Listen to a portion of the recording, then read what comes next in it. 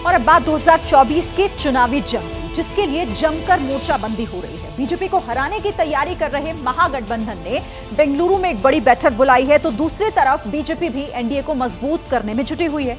NDA के सहयोगी दलों की दिल्ली में बड़ी बैठक होने वाली है और माना यह जा रहा है कि इसमें कई ऐसी पार्टियां भी शामिल हो सकती हैं जो कभी एनडीए का हिस्सा हुआ करती थी। कौन सा फैसला लेने वाली है?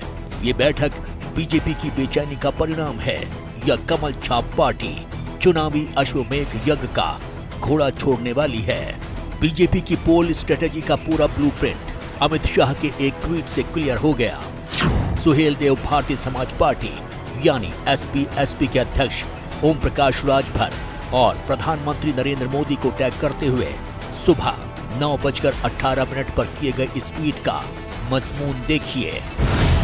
श्री ओपी राजभर जी से दिल्ली में भेंट हुई और उन्होंने प्रधानमंत्री श्री नरेंद्र मोदी जी के नेतृत्व वाले एनडीए गठबंधन में आने का निर्णय लिया है।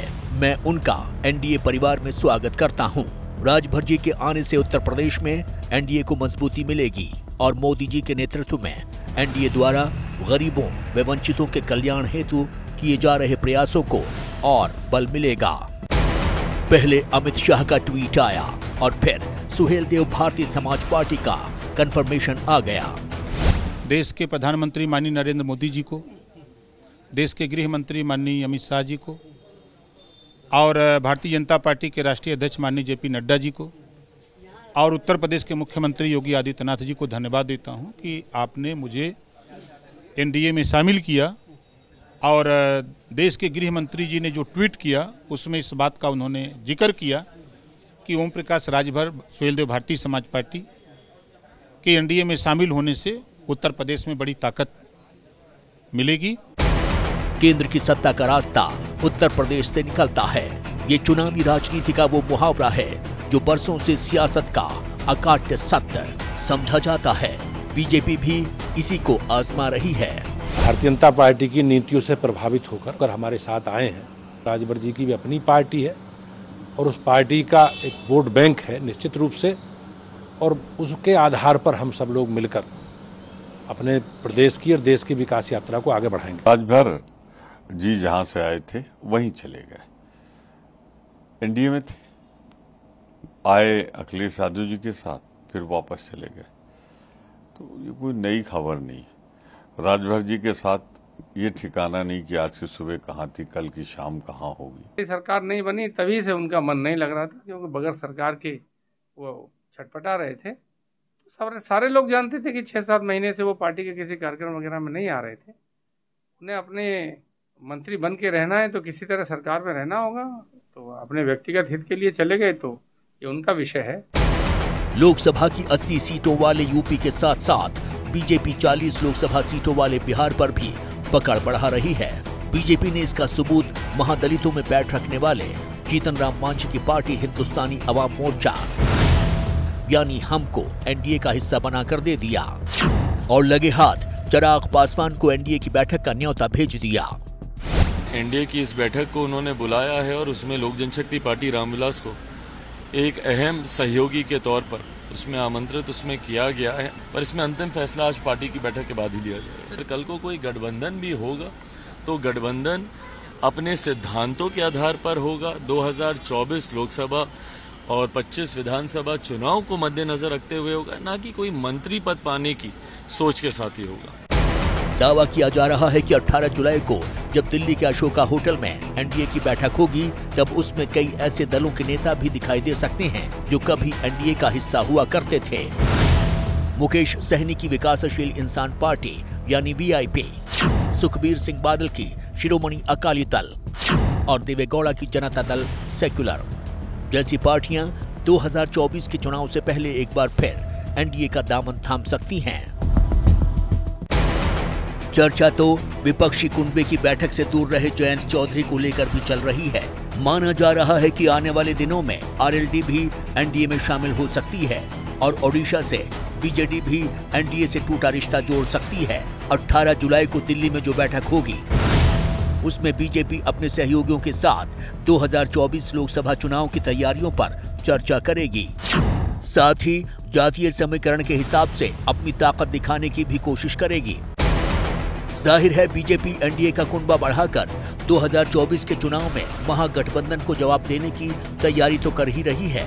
18 जुलाई को ही बेंगलुरु में होने वाली महागठबंधन की बैठक का रंग भी फीका करना चाहती है। बीजेपी की ये स्ट्रेटेजी विपक्ष भी खूब समझ रहा है। 18 जुलाई की जो एनडीए की बैठक है उसमें कोई महत्वपूर्ण दल शामिल नहीं हो रहा। Akali Dal, Shivsena, Janata Dal U, Samata party, Baspa, TMC सब बाहर हैं। हमारे यहाँ से छिटके हुए लोगों को लेकर के एनडीए बनाया जा रहा है। बीजेपी जानती है कि बड़ी जीत का लक्ष्य हासिल करना हो तो छोटे दलों को साथ लेना ही होगा।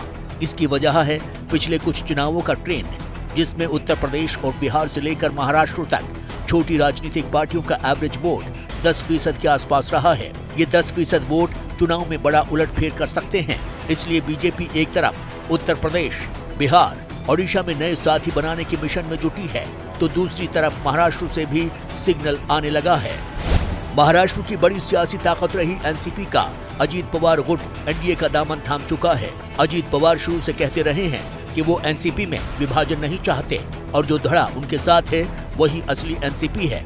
इस पर चाचा भतीजे के बीच जंग छिड़ी है, लेकिन इस बीच एक नया रंग सामने आ गया। 14 जुलाई को अजीत पवार चाची यानी शरद पवार की पत्नी से मिलने चाचा के घर सिल्वर ओक पहुंच गए और 16 जुलाई को वो अपने चाचा का आशीर्वाद लेने के लिए मुंबई के वाईबी चौहान सेंटर चले गए। इस बार वो अपने 8 मंत्रियों को भी साथ में ले गए। आदरणीय शरद पवार साहब मौजूद हैं ऐसा हमको मालूमात मिली। बिना पवार साहब को सूचित किए हुए यहाँ पहुँचे। हम सब लोगों की जो एक इच्छा है कि राष्ट्रवादी कांग्रेस पार्टी एक साथ रहे, इसके लिए हमने विनती की और साहब को ये भी कहा कि आप इस दिशा में अवश्य विचार करें। आदरणीय पवार साहब ने किसी भी प्रकार की प्रतिक्रिया नहीं दी। महाराष्ट्र की सियासत के इस मेजर डेवलपमेंट को बीजेपी हल्के में टालने की कोशिश कर रही है। वर्षानुवर्ष त्यांचे नेते पवार साहेब राहिलेले आहेत, भेट घेतली तर त्यात काही वाव काय असं मला वाटतं। बीजेपी भले ही इस मामले को अंडर प्ले करने की कोशिश कर रही है, लेकिन आने वाले दिनों में पवार का रुख क्या रहेगा? क्या वो महागठबंधन में ही रहना पसंद करेंगे या भतीजे की गुहार मानकर एनडीए के साथ आएंगे? अगर ऐसा हुआ तो महागठबंधन के लिए बड़ा झटका होगा, जो लोकसभा चुनाव में बीजेपी की जीत की राह आसान कर सकता है। पत्रकारिता कोई इमोशन नहीं है, ना अपना कोई ज्ञान देना है और ना कोई विचार थोपना है। पत्रकारिता क्या है?